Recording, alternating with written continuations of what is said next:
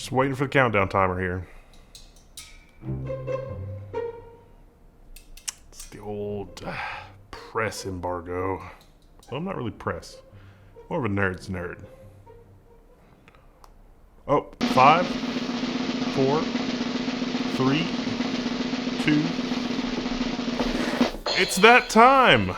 The 3950X. It required considerably more time to percolate. Now, July 7th, does everybody remember July 7th? The launch day? These things are out the door. Look, it doesn't even have the sticker on the back. It doesn't have the sample or resale or anything like that. Don't worry, I'm sure I'll show you a close-up of the processor so you can get that. It's suspiciously light. 16 cores. 16 cores. 16 cores in the AM4 socket. I never would have said that it was possible. What crazy person would stuff 16 cores into the AM4 socket? It's only 2 memory channels, 20 PCIe lanes plus 4 from the chipset. Of course, now it's PCI Express 4.0 through AM4, which I never saw coming. 16 cores. 16 cores on the mainstream desktop platform. In the box, the CPU and a sticker. Important, please read. The AMD Ryzen Desktop 3000 series processor contained in this package is compatible with all 500 series motherboards out of the box, and is compatible with 400 series motherboards when a compatible BIOS update has been installed. Blah blah blah. For more info, no one cares. It's their installation manual. Then there's some foam, some lovely foam.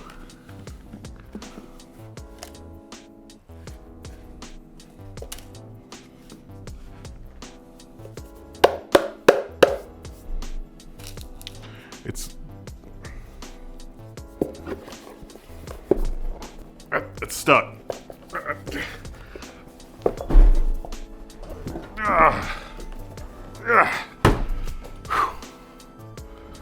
It's bigger on the inside.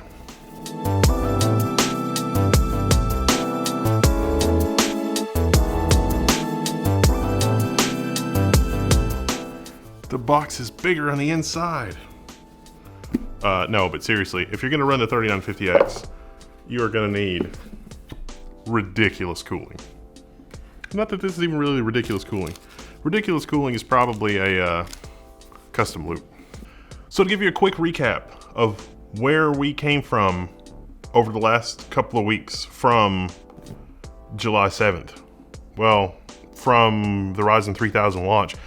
Basically everything went fairly well. There was this kerfuffle, is probably the right term to explain it, with like the boost clocks. And so, you know, you look at the box here for this and it's like maximum boost 4.7, and that's 4.7 gigahertz on a single core. It's not the way that AMD's boost system is completely different than Intel's at this point. And this is also completely different, fairly different than the 2000 series Ryzen CPUs. So it's a little not off-putting, but it was sort of one of those journeys of discovery for myself included. Now, real-world performance in terms of like 50 or 100 megahertz, it doesn't really make that much of a difference, and that's because the actual clock speeds of processors, it's a little bit squishy. CPUs are becoming a little bit more like GPUs, it has been said, and GPUs are becoming a little bit more like CPUs, and we'll find out more about that next year probably. Things are getting interesting. You know, you don't want 16 cores running at 4.7 gigahertz through that tiny little AM4 socket. 1, heat production. 2, power delivery. It's a real problem. But a lot of programs don't really take advantage of a whole lot of cores, so this gives you the best of both worlds in terms of a lot of cores plus a lot of clock speed. But AMD charges a premium for it. I think the markup to $750 for this CPU versus you know, $500 thereabouts for the 12-core CPU. The 3900X is a much better deal. The 3900X is much better value, I should say. Value. That said, if you want the absolute maximum single thread clocks, the benchmarks do bear it out with the 3950X. We've seen some of AMD's own benchmarks, and the benchmarks are pretty good for creative workloads, gaming, that sort of thing.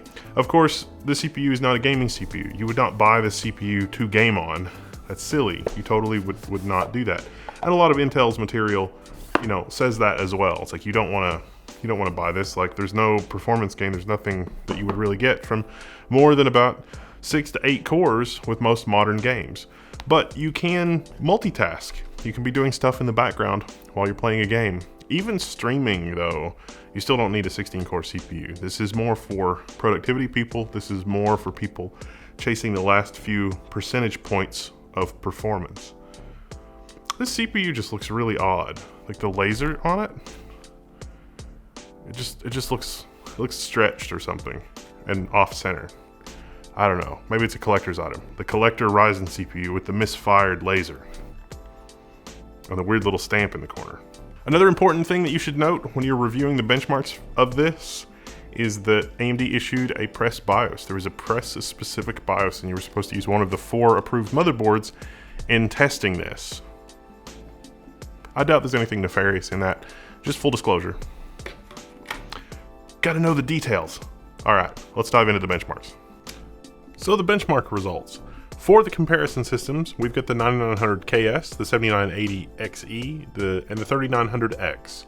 Now remember, the 7980XE, it is a ridiculous overclock. It is utterly insane. It's a 360mm custom loop. This is, I think, the first custom loop that I've built for this channel. It's nuts, completely insane.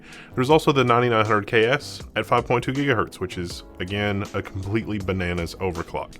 So Indigo is a rendering program. You'd think it would scale pretty well with the number of cores, and you'd be right. The 3950X scores 5.788 and 2.535, which is the best score that we have here. It's just about 23% better than the 3900X. It's even a little bit better than the 18-core 7980XE, even with the 4.8 GHz maximum overclock. Now, 4.8 GHz is not on all cores. It's on, I think, 4 cores. The all-core overclock is in that 4.5 GHz neighborhood, but the 7980XE definitely has the clock speed and core advantage. So this might be a precursor for the future. Then the 9900KS with its ridiculous 5.2 GHz single core. Well, it's actually an all-core overclock on this, but 5.2 GHz across the board. 3.74 on only 8 cores. That's not too bad on the supercar scene, 1.56 on the bedroom scene. Now we've got gaming benchmarks. This is a 16-core CPU. You really shouldn't be buying this CPU for gaming. Maybe you would buy it for gaming and, you know, doing content creation and other stuff. Maybe that's a valid use case, but strictly speaking for gaming, you don't need 16 cores. You can get a better deal. You don't have to spend $750 on a CPU if you want the absolute maximum pinnacle of gaming. So for our gaming tests, we're using a 2080 Ti Founders Edition. We're testing it at 4K and 1080p and 1440p on some titles. We're testing with the 5700 XT, the Tai Chi OC, and we're also testing with a couple of different configurations. So for Shadow of the Tomb Raider, average FPS, 9900KS takes the crown, 85 FPS. 76 to 71 FPS for the remaining systems. I was a little surprised that the 7980 XE was doing so well with the overclock, because without the overclock, it's quite severe, especially at 1080p. So the next test we did was 1080p with the 2080 Ti, 167 FPS. Good lord! And Shadow of Tomb Raider, that's crazy fast. 167 versus 143 on the 3950X. Remember, the 3950X actually has a single core clock speed advantage of about 100 megahertz, plus or minus. So thinking about things like hardware info, yeah, I mean, we were actually seeing those boost clocks up to 4.750. Yeah, you've got an XFR of an extra 50 megahertz, and that it was with our closed loop cooling. Now, when we switch to the 5700 XT, really narrows the gap a little bit here. 102 FPS on the 9900KS OC, 103 on the 7980 XE. That's within margin of error, and 96 and 94 FPS for the AMD showing. So it's still a little bit slower, but the gap here, I mean, the gap is much narrower. 167 versus 143 is quite a bit of difference in terms of like 102 versus 96. And so of course we've got the Tai Chi OC at 1080p. It's 149 the 9900KS to 148 on the 7980, and then 136 and 128 on the Ryzen side of things. So even a little bit better for Team Intel when you're gaming at 1080p, and even 1440p. Although, you know, it's close enough at 1440p. Really, when you're gaming, you want the GPU to be the bottleneck, not the CPU, in just about all gaming scenarios. So, I don't know. We're going through gaming, but I don't think you should buy the 3950X for gaming scenarios. And we'll talk about some non-gaming scenarios again here in a second.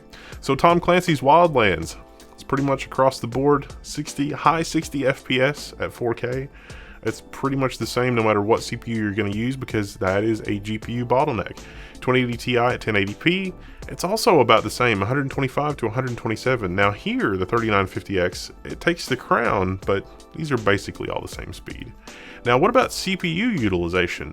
How much CPU utilization are we looking at? Like, how busy is the system playing this game? Well, on the 8-core system, it's like 23%, 24%. On the 18-core system, it's 11%. 16-core systems, 13%. And 17% on the 3900K. So that follows about how you would expect. At 1080p, it's about the same story. Now, in terms of the average frame rate with the 5700 XT, it's basically the same. It is a little better on Intel, 84 versus 80 for the 3900X, but not too bad. And at 1080p, it's 101 to 95 on the 3900X. The 3950X is holding its own. It's 99 versus 101. I'd call that margin of error. And 82 to 84 for the 5700 XT on the Tai Chi OC. Again, I'd call that margin of error. Up next is Rise of the Tomb Raider. Thought it would be fun to benchmark this one. This one's older. It's an older title, but it was a lot of fun to go through. There's not really a functional difference between any of the CPUs. There's maybe a little bit of a difference in terms of like the 1% lows, but the 1% lows on this one were also really, really close. Now, Puget Systems has a really amazing benchmark that they put together for Premiere. It uses footage from Linus Tech Tips and other like real world projects, RED and 4K and export and all this kind of stuff. So I thought, hey, this would be a lot of fun to put together. The 9900KS at 5.2 gigahertz, which I think historically is the system that Puget recommends. The overall standard score with the 2080 Ti, 658 on the 9900KS, the 7980 XE with the crazy overclock, which Puget would never sanction an overclock like this because it's just too bananas, 870. The 3950X is 734 versus 715 on the 3900X. These are all within striking distance of one another. I mean, with the 7980 XE, that's a $1,700 CPU, but Intel's revealed pricing of their new 10 series CPU, so you sort of can think about the 7980 XE with the overclock as a stand-in. It's looking like it's probably all the same speed. There's not really enough of a difference here.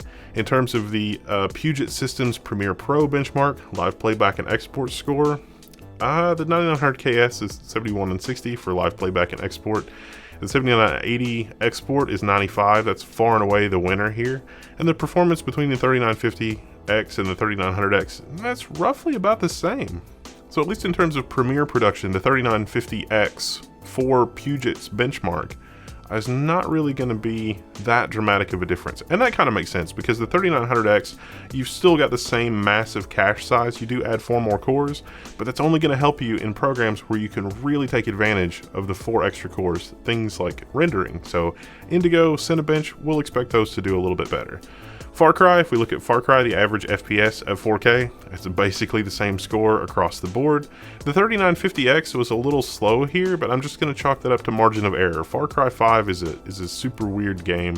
I don't know why the 3950X just was running slow here. It shouldn't be any worse than a 3900X in Far Cry 5, but sometimes Far Cry 5 is weird. This was repeatable though, so maybe it's just because it's a new CPU and it didn't detect the CPU ID. I'm not really sure.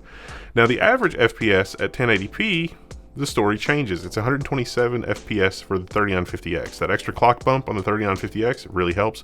150 FPS on the 9900KS with the OC at 5.2 gigahertz. But the 3950X and the massive crazy overclock 7980 XE, roughly the same. Testing Far Cry 5 with the 5700 XT Tai Chi just for the sake of completeness at 1440p. Basically the same score across the board. The 3950X matches the 5.2 gigahertz 9900 KS OC. That makes sense. You'd expect 1440p to be a GPU bottleneck. At 1080p Ultra, 136 versus 118. The 9900 KS takes the lead, but 118 is pretty respectable for the 3950X. For Final Fantasy 15, testing 4K and 1080p with the 2080 Ti GPU, it's pretty much the same story across the board. There's a little bit of a difference, but percentage-wise, there's not really a lot of difference here. The same story is repeated with the 5700 XT, so things are a little bit more even with the 5700 XT, and I think that's owing to the fact that the 5700 XT has a little bit less overall graphical horsepower than a 2080 Ti. Spec View Perf, if you're into the business application side of things, Spec View Perf, the scores, they were really close for all of these CPUs. You would not have a bad experience with any of these CPUs. It looks like the 3900X is the best overall value in terms of cost, but the 3950X does hold its own. The performance is roughly equal, and there's a couple of benchmarks here where that 5.2 gigahertz 9900KS takes the lead by a margin, most notably with Maya, which I would kind of expect that to scale a little better because it is actually a rendering program. Cinebench R20, hands down, the 7980 XE is winning the day here. 18 cores versus 16 cores, but surprisingly, the 3950X at 9153, that is close. That is very, very close. The 3950X is operating at stock. So 16 cores versus 18 cores, and it's this close in Cinebench. That's incredible. That is absolutely incredible. So you are getting a benefit from those extra 4 cores if you have applications that will use them. Cinebench R20 single thread score, it's identical. The 9900KS of 5.2 gigahertz versus the 3950X has an identical score. This was very surprising. It caught me off guard. So I would not have expected the 5.2 gigahertz 9900KS to score the same in single thread Cinebench given the performance in the other games and stuff that we saw.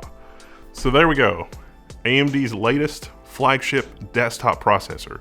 Even comparing against the 7980 XE with a custom loop overclocked to 4.7 gigahertz. So 4.7 versus 4.7, 18 cores on the Intel side versus 16 cores over here.